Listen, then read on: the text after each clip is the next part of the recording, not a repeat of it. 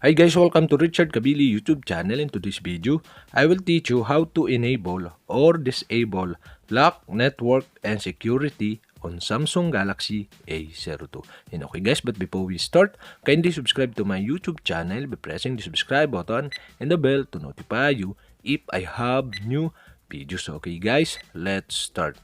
So okay guys, all you have to do is go to setting in your Samsung Galaxy A02 and settings, scroll down and find the lock screen. Okay, tap this.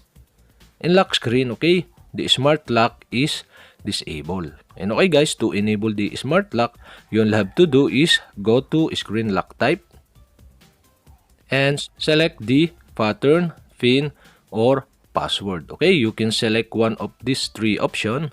And okay guys, I select the pattern.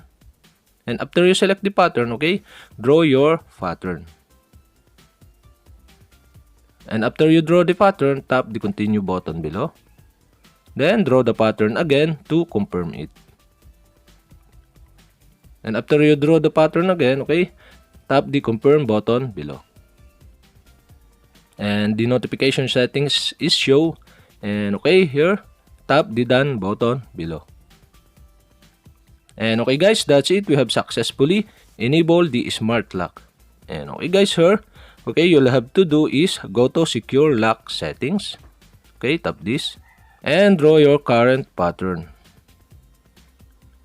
And okay guys, here in secure lock settings, you can see the lock, network, and security. And okay guys, on the right side, you can see the switch button. And okay guys, if this turn on, okay, I'll turn on it.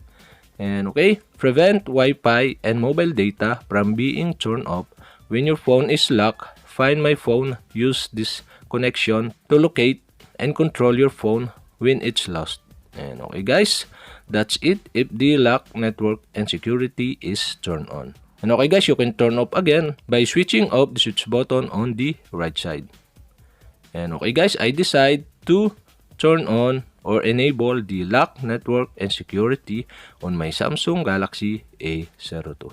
And okay guys, that's it. And if you have a question, kindly comment below. And don't forget to hit the subscribe button and the bell to notify you if I have new videos. Okay guys, thank you for watching.